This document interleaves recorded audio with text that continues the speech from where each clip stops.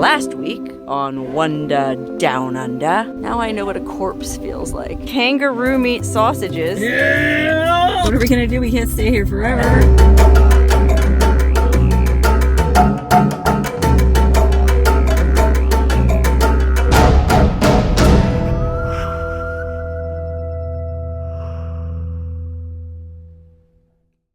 Good day, Wonderhussy here, Wonderhussy here, down under in Australia, traveling through the Outback with my buddy Bill, who's somewhere in the rig below me. Anyway, we've spent the last few days at Uluru National Park waiting for word from the Australian government as to whether or not I would get my cell phone back. Well, unfortunately, I didn't get it back yet, and we decided to just proceed with our expedition into the Outback. Okay, remember, the plan for this trip was for Bill to pick me up in Alice Springs and for us to head west, all the way to the coast. And Western Australia is where things get really interesting.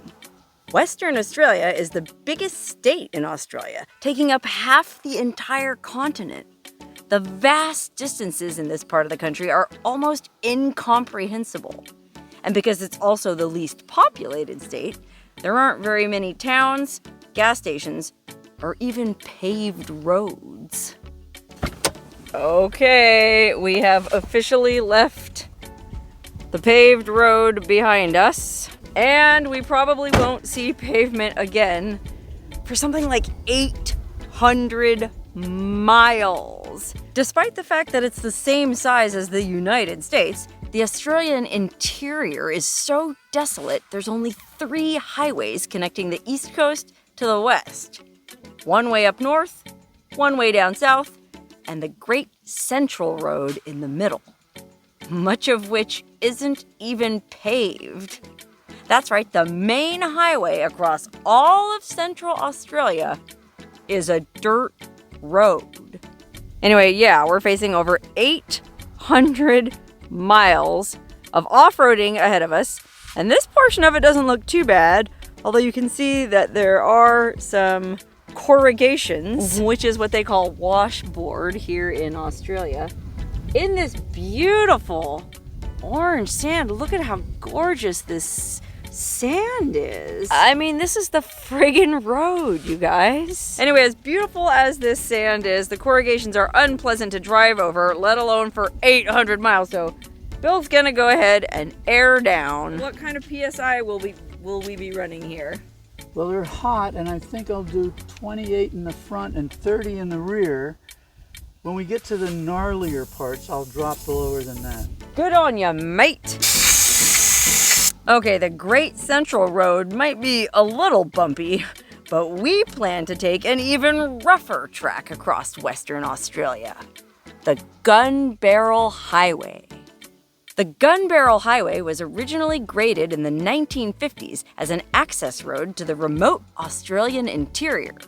But with the construction of the Great Central Road, the Gunbarrel was basically abandoned, and conditions degraded to the point where today, it's considered one of the toughest 4x4 tracks in all of Australia. It's not so much that the terrain is difficult, it's more the isolation. This lonely trail runs through 800 miles of country so remote, at parts of it you're closer to outer space than to any outpost of human civilization. So we weren't just headed into the Outback, we were headed into the Outback of the Outback. And before taking off into the void, we figured we'd better make one last stop for fuel at the Warrakurna Roadhouse. And no, it's not like the Patrick Swayze movie. Okay, in Australia, roadhouses are sort of like rest areas with gas pumps, convenience stores selling a little bit of everything, and on-site camping. This particular roadhouse even had hot showers and a restaurant. But the main reason we stayed at the Warrakurna Roadhouse required getting out of bed at an ungodly early hour. Okay, it's real early in the morning, but Bill and I are walking 1 kilometer down the road to check out the launch of a weather balloon. Okay, this is the only manned weather monitoring station in all of Australia, the Giles Weather Station. Love how the sign is written on the hood of an old car. Look at that. The construction of this ultra-remote weather station is actually one of the reasons the Gunbarrel Highway was built in the first place. The government needed to monitor winds prior to the testing of atomic weapons, and the weather station needed an access road. Nowadays, a crew of handsome scientists lives way out here in the middle of nowhere for 6-month rotations, launching weather balloons every morning and every evening. Okay, wow, this guy's about to launch this balloon from this cylinder over here. This is actually way more interesting, and I'm weirdly more excited about this than I thought I would be. But they use hydrogen. So if you talk about gases, the lightest gas is hydrogen. It's Okay. the lightest. And helium is the next one. Uh-huh. And so it's the lightest gas, so it will lift the balloon in the air. Okay. It's much lighter. And then, you know, of normal gases, then the next one would be Bill's a chemist by trade, if you haven't guessed. The next one would be nitrogen. Okay, well, we don't need to know the next one. We need to know what's going on here, Bill. Okay, look, he's going to assemble the balloon. He said that they launch these balloons every day, twice a day, and they come down in the desert, but they're 95% biodegradable. So they just end up dissipating back into the earth, except for the, I guess, the electronics board. This is in every one of those balloons. That's correct, yeah. Yeah, at the bottom of it. And that's why it's like this weird cardboard, because that biodegrades? Yeah, correct. And what's more, he said there's a community of weather balloon enthusiasts who figured out a way to track them and figure out where they land. Oh, so is there like a fan group that goes and gets them? What do they call weather balloon fans? Then it's called chasers. Lunars? Oh, chasers? Yeah. So enthusiasts will repurpose them. So these for ham certain radio things. guys figure out where they're landing and they drive out to pick them up, and it shows it on this app. That's amazing. Okay, he's in there putting the weather balloon together. Houston, we are 10 seconds from launch.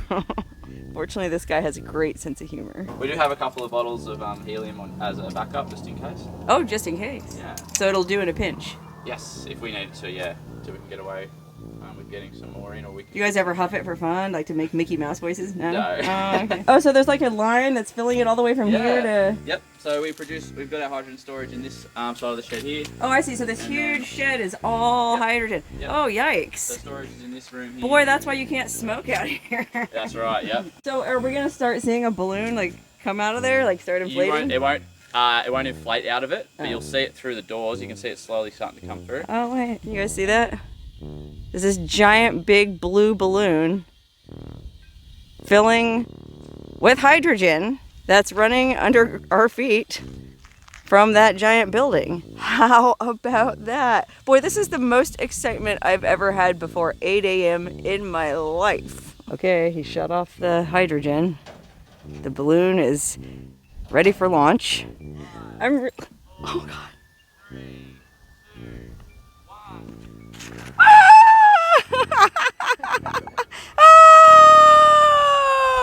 Look how cool! Are they all blue like that? Yeah, so the balloon used to be a white colour, but the ones that would land in the ocean would be mistaken as jellyfish by marine life. The blue one actually is fairly disguised when it's in the water. It gives enough time to dissolve. See?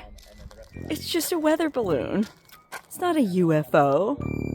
As if a balloon launch wasn't exciting enough, an exhibit behind the weather station showcases the unexpectedly fascinating history of the Gunbarrel Highway. Come to find out, in addition to being an access road to the weather station, the Gunbarrel Highway was also built as a means to retrieve rockets fired from the Woomera test range, like this Blue Streak rocket that crashed near Giles back in 1964. But why is it called the Gunbarrel Highway? Well, the name came about as sort of a joke, because the lead surveyor of the crew who built it was a real character with quite a sense of humor. Len Beadell, aka the last true Australian explorer, was kind of a stud, and one of those people who you just know would be a ton of fun at a party. Hired by the government to map a route through the Outback, he basically bushwhacked solo across 800 miles of virgin desert in a Land Rover, followed by a bulldozer with Gunbarrel Construction Company painted on the side. So named because he intended the road to be as straight as a gun barrel. Well, considering the terrain, the road was anything but straight, but Len Beadell had a quirky sense of humor, as evidenced by the titles of the books he wrote about his adventures building the highway. Beating About the Bush, Bush Bashers, and my favorite, Too Long in the Bush. In addition to being a writer, surveyor, and comedian, he was also something of a Renaissance man. Oh, look, he was an artist, too. He did this mural. Oh my gosh, Len Beadell painted this. And this. Wow, he was quite the artist. I read he was also a bush dentist, because there were no dentists out here, and guys would get infected teeth. Well, somebody had to learn how to help him, and I guess he talked to some dentist and learned enough to where he apparently did 29 extractions in his life. Len Beadell, road builder, artist, bush dentist. Okay, look at this. This is really interesting. There's a warning label at the bottom of this TV showing this educational video. Warning, this video contains images of Aboriginal people who have passed away. Oh, and look, there's another sign on the door. Bill just pointed out, Aboriginal and Torres Strait Islander visitors are advised that this tourist information center displays images of deceased people.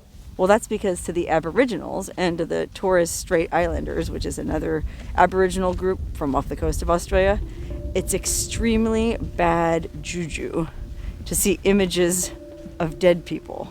So they have to put these warning labels up. And what's more, I was wondering about this sign out in front of the Roadhouse where we're staying. It says, unleaded fuel. Secure it. Don't lose it. Secure in your tank or out of sight.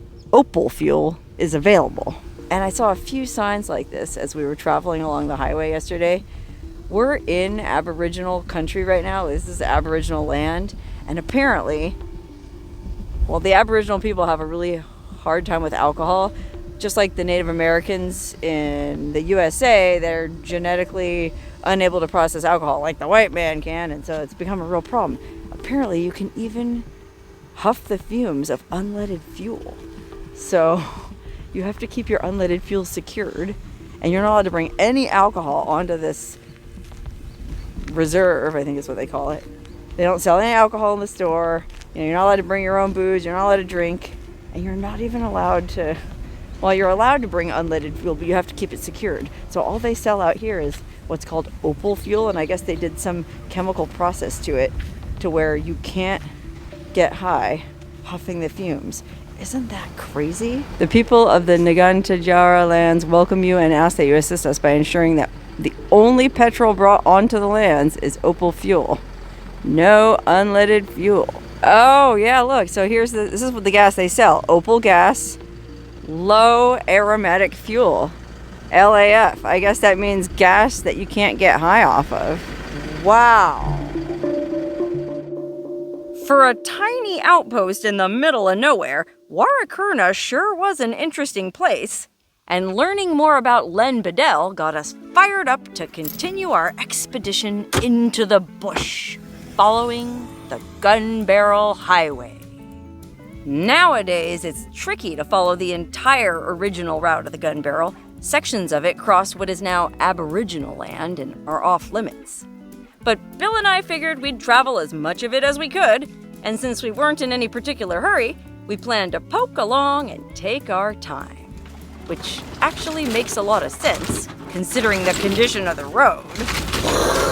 Straight through virgin bush. Who are you gonna call? Bushbusters! And it wasn't just the tree branches scraping the sides of the troopy. The super sharp, spiky grass called spinifex grows all over the road, and it can be a real hazard. So you're concerned that we might have got some of that tall grass wrapped around the axles or something? Caught on the exhaust systems because then it has a potential of catching fire.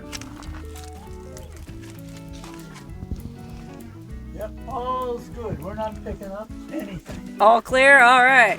So yeah, going slow was a good idea for safety reasons, but not being in a hurry also allowed us to stop and check out all the interesting stuff along the way. Oh no, could this be the great boot of Australia? The boot that I was afraid was going to be planted firmly in my ass at that top secret government base the other day? Like a limestone cowboy. I gotta put my sticker on here somewhere. Where should I put it?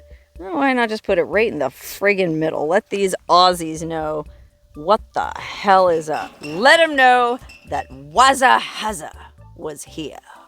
But what I really wanted to check out was the wildlife. I still hadn't seen any kangaroos, but apparently there were feral camels in the area. That's right, feral camels. Oi, look, a camel right in the road, right in front of us. How about that? Crikey! What a beaut! Wow, that is the wildest thing I've ever seen, Bill. And I've seen some things. I guess back before there were any roads out here, they imported camels from India and Afghanistan to carry supplies out to the remote areas of the Outback. But once Len Beadell graded all them highways, the camels were no longer needed and were turned loose to fend for themselves. Lucky for the camels, they adapted well to the environment, and today there's thousands of them roaming the Outback. See that? These are camel scat. These are camel turds. I'm gonna go ahead and pick them up. They're dried out. You know, all they do is eat grass anyway. Nice clean turds. Perfectly spherical, like camel balls. Okay, when we were at that Roadhouse in Warrakurna, they had these candies in the store called camel balls, and there was a picture on the package of a cartoon camel with a big old nutsack swinging in the back, kind of winking over his shoulder. I almost bought one, but they didn't look very good, and the last thing I needed is to eat a bunch of crappy sugary candy out here, but I guess they made them in the shape of these camel turds. Joking aside, I guess the camels have become something of a problematic invasive species and a road hazard. Oh, poor little feller. Look at that. He had pretty good teeth. Big feller. All his fur. Look at his fur. His skin is still on him. Looks like his gut busted open and all those little camel balls came popping out. Oh man, look at his hooves.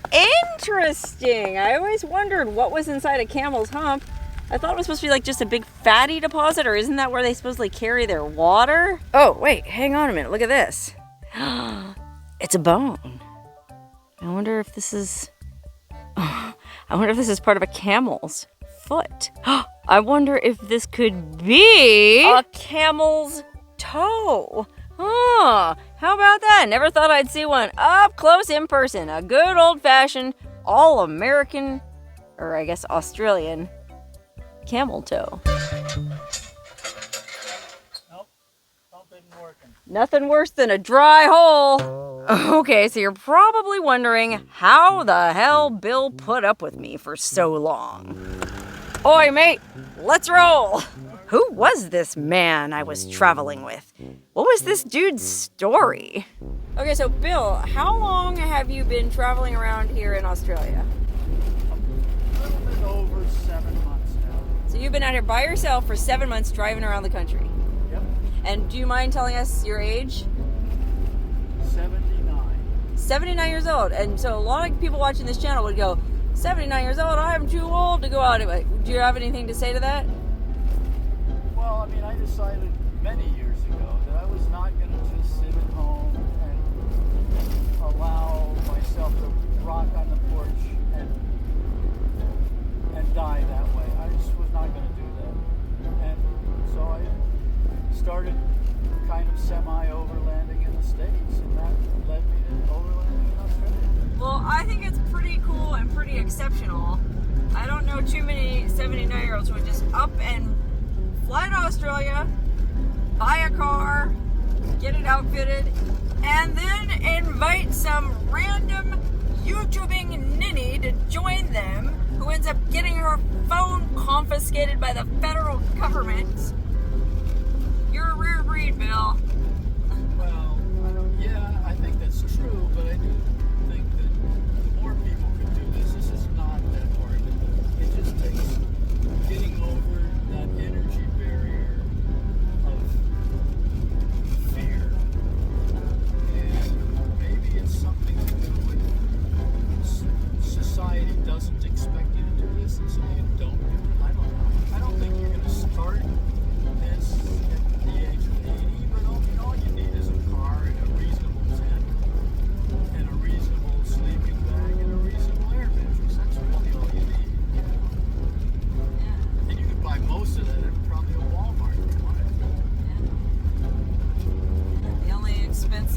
high dollar item is the YouTuber. Seriously though, Bill and I got along just fine.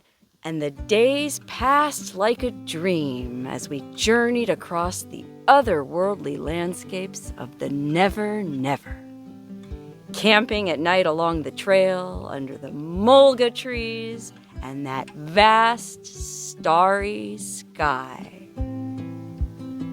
And with practice, I finally got the hang of the swag I was sleeping in, and came to appreciate its unique design. Don't mind me, I'm just waiting for me Billy to boil. Remember that song, Waltzing Matilda, who'll go a waltzing Matilda with me? And he sat and he sang as he waited for his Billy to boil. Maybe it's just me, but I've always wanted to boil a Billy in the beautiful Australian outback. Actually, little known fact, that song was written about what they call a swagman. A swagman, I guess, was sort of a name for a kind of like an itinerant hobo or itinerant laborer who traveled about the country looking for work on these vast sheep stations. That's what they call ranches here, stations. So, you know, kind of like a wandering itinerant cowboy laborer who carried a swag with him, okay? That's the tent I've been sleeping in this entire, 8-9 days I've been in Australia now. This swag is what these itinerant laborers would carry on their backs and then set it up wherever they got work or whatever ditch they had to sleep in that night while they waited for their billies to boil. This is what they slept in. How about that? I guess that makes me something of a swagman myself. An extraordinarily bourgeois version of a swagman. And I must say, I'm starting to see the appeal of these things. I mean, yeah, I still don't like the fact that I can't sit up in it, but they're pretty straightforward, easy to put together. Yeah, they don't pack up super duper small, and they couldn't be very comfortable to carry on your back from station to station looking for work, but they're extremely durable. I mean, this canvas is super thick, and the way that it zips up and the way that it's low profile like this, I feel like you could basically ride out any storm or any kind of weather in one of these things. I mean, yeah, mine looks a little girly and feminized because I have my little pink blanket airing out on the roof, but yeah, it's a pretty badass little tent. I don't know if these things are available in the United States, and if they aren't, I can't imagine why. I guess Americans prefer to be in a bigger tent. Or even better, a giant RV towing a bunch of ATVs with a huge generator running all night. Not like us, camping out here in the bush in nothing more than a troopy and a swag. And a bag full of makeup. Hey, just because we're out in the middle of the bush doesn't mean we can't look our best. I've seen a ton of old vehicles along the way so far, but I've never seen anything quite like this. Isn't this an American-made car? I mean, look at that. Isn't that like some classic giant big block Chevy or something like that? Oh, look, here's the engine. Does that give you guys any information as to what this thing was? Or how about if we look at the front grille? Anybody? I know I got some real car guys who watch this channel, but there's no emblem or anything left. Oh, wait, look. Look on the steering wheel. Oh, dang, my shadow. Sorry about that. What is that? It almost looks like a Tesla. Ooh, a very rare 1979 Australian Tesla. Who'd have thought I'd run into this in the Outback? All right, I'm gonna have to Google this emblem when I get someplace with Wi-Fi and try to figure out what exactly this was. All I can say is whoever sat in here last was a big fan of Emu brand beer. Oh my gosh, could there be anything more Australian than Emu brand beer? Oi, mate, let's crack a couple of ice-cold emus. And actually, just like in the US, right next to this busted old car, there's also a rusty old beer can from way, way back in the day. Let's see how them Aussies did it back in the day. You know, in the US, usually you see that pull tab or a church key. Boy, this This is so busted. It looks like they just smashed their fist through the top of it. Well, I guess that's the Aussie way when you really want a beer. Okay, time to get out and stretch our legs again because we have arrived at one of the highlights on this entire route, okay? All along this Gunbarrel Highway, I've been talking about this guy, Len Beadell. This is Len Bedells Tree. Well, one of Len Bedells trees, I guess. He marked these trees with the... Well, I thought it was going to have the coordinates, but I guess it's just kind of like an informational sign. It says we're on the Gunbarrel Highway. Carnegie Station, which is considered to be the end of the Gunbarrel, is 224 miles ahead of us. And it says Gunbarrel Road Construction Party, Len Beadell, 17 September 1958. Although here it says this is a replica placed in July of 2009. Because apparently these Aussie adventurers came out and stole all the original plaques placed by Len Beadell himself. Meanwhile, as we were driving along the last couple days, I've noticed all these weird pointy red dirt mounds that almost look like little teeth sticking up out of the earth. And they're all over the place. I mean, there's one here, there's one there, there's one there, one there. They're all over the place, these bizarro termite mounds. And I guess it's kind of like an anthill or almost like a bee colony. I guess these formations are full of little tunnels that the termites crawl through and... Oh, really interesting. I'd hate to have one of these things in my house. Look at that, I just broke the top off. Hopefully that's okay to do. And it is, it's hollow. There's all these weird little chambers in it. I feel like if I was an anteater or something, I'd stick my snout right in that hole and suck out a bunch of delicious termites. Uh-oh. Bill's tire pressure monitor just started beeping. And it looks like the left passenger tire is low. You can see there, it's flashing 27. It's supposed to be at 32. Okay, so we're just going to monitor the situation. We do have one full-size spare, but neither one of us wants to mess around with it. Meanwhile, that's what we're going to hike to the top of. Mount Pedell. Are you worried, Bill? I am worried. Okay, we found the leak. Unfortunately, it's in the sidewall. And with the tools that we have, we can't repair a sidewall puncture. So that means we're gonna have to change it. We have one full-size spare. We have 300 miles of rough road to get to the next civilization. Yikes. Just go ahead and vlog while I... Oh, okay. I don't want to annoy you. I know this is like a stressful... You will not annoy me at all. Oh, okay, good. Because when this happened in Namibia, my friend got pissed off when I tried to film it. Oh, no, you will not annoy me. Oh, okay, good. Thank you, Bill. Bill, you're so chill. Chill, Bill. Yeah, man, when I was traveling around Namibia with a friend a few years ago, we got a flat tire and I tried to film it and he got really upset. And these are tense times. Fortunately, Bill's chill.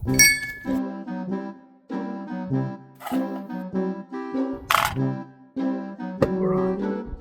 Hey, good job, Bill. Yeah, look at that, 31. Okay, so what do you want to do now? Oh, you still want to go up to Len Beadell's thing. Oh, look at you, Unstoppable Bill. Okie dokie, here we are at the top of Mount Pedell. And there's this replica of a surveying scope. I'm not sure what you call that.